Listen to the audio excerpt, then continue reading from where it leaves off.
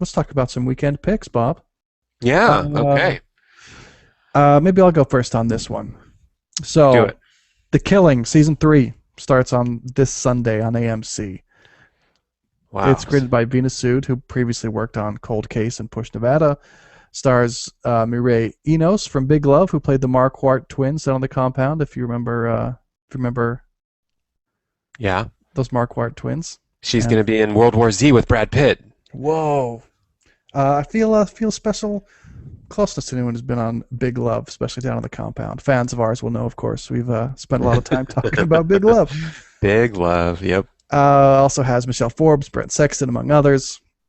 Have you watched any of The Killing, Bob? No, I haven't seen. I just see the gruesome previews of just lots of death and yeah, I don't know anything about it. Yeah, well, I'm going to be honest. I haven't watched any of it yet either, but I You're think going to I'm. start with season three? No, I'm going to catch up here pretty quick. But here's the thing: I remember people liked it for the most part in the first season, but then most people were super pissed about the season finale of the first season, and then they didn't really forgive it during the second season. Ratings sort of dropped, and it got canceled. But then they just needed something to put in that time slot, so they Mm. revived it, and hopefully they've learned some lessons.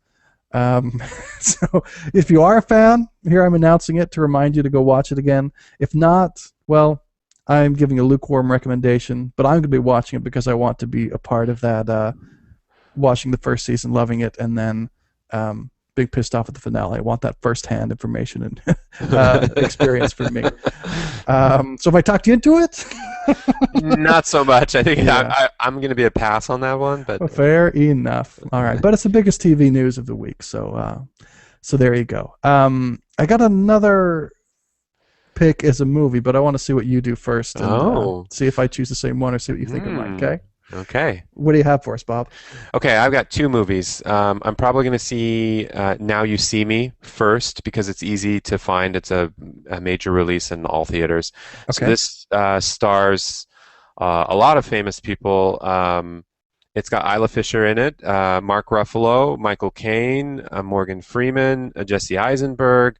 It's kind of got this ensemble cast, and it's got one of these feel good plots that's hard to not have the audience enjoy it. And what I mean by that, it's a little manipulative because it's about a bunch of illusionists who put on shows that then steal money from rich people who don't deserve it because they're the 1%, and then give it back to the audience. So it's like, how could you not love that premise?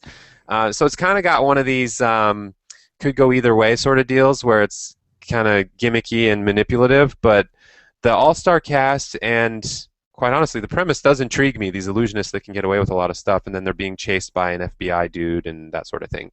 All right. Um, the director is Louis Leterrier. I don't know how to say his name. He's French. He did The Transporter. I love The Transporter, Okay. but he also did The Transporter 2. Not quite as good.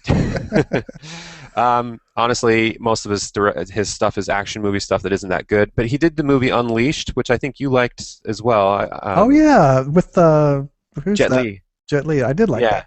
yeah. He's hit and miss, but right now the initial buzz on this movie, in terms of the will it suck factor, is it goes either way. It's pretty even on the Rotten Tomato meter. Um, so I'm not expecting much, but I'm in for a good ride. And the cast and premise seem fun. Awesome. Um, Okay, I can't wait for the second one. okay, this one we might overlap because this is a little more of a. So this is kind of an indie drama, and I got to find a theater that's playing it in this area. It's called The East. Oh, not mine. Oh, no, no. Okay. Why were we so excited? Why? There's like so many movies that come out now. Right. Oh, we didn't pick the same one. Maybe that's good. Um, the East is a political thriller that. Now I'm trying to remember all the reasons why I wanted to watch it.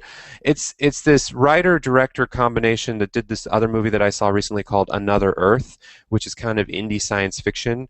Um, which didn't do it for me, but I really like where they were going, and I think that they're going to come into their own here with this movie, The East.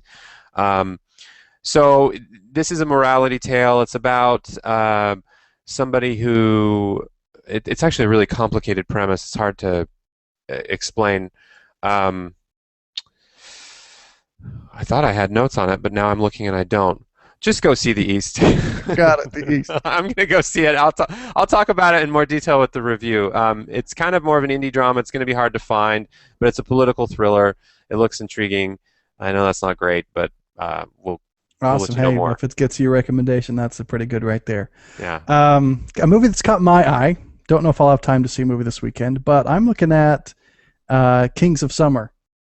Oh, What do I you did think? see. I did. Yeah, that was on my longer list. Kind of All interesting. right. So about three teenage friends who decide to spend the summer in a cabin in the woods, living off the land, if IMDb is to be believed. Mm-hmm. Jordan Vogt Roberts directs. Chris Gaeta wrote it. Both seem relatively new to those roles. And I'll be honest, I'm mostly intrigued by the two actors, Nick Offerman and Alison Brie, even though they aren't the stars. But yeah, I don't know. You're our movies guys. What's your expert opinion on this, Bob? Well, I love Alison Brie, but I think the coming of age story has kind of been beat to death. It's like I don't know how interesting it can be if it's like people coming into their own after going alone into the woods and living on the land. And that premise sort of puts me to sleep. So that is not good, but it is getting some good buzz, and Alison Brie's a step in the positive column. So All right. if Well, let me know what you think if you see it, though. Yeah. okay. Sounds good. All right. Well, it's TV, it's movies, it's practically culture. Those are our weekend picks. Go forth and watch. Doo-doo. And that is our first episode of Practically Culture, Bob. Wow, it's done. We did it. Find us at practicallyculture.com. Catch our new YouTube channel where you can see video clips of this episode. Like us on Facebook and follow us on Twitter. Again, I'm at Logan Bo, Bob's at Bob Caswell. Leave us a comment, send us a tweet. Let us know how you like the new changes. Get out there and watch some TV and movies, people. It's good for you. Thanks for rocking with us. All right. Have a good one.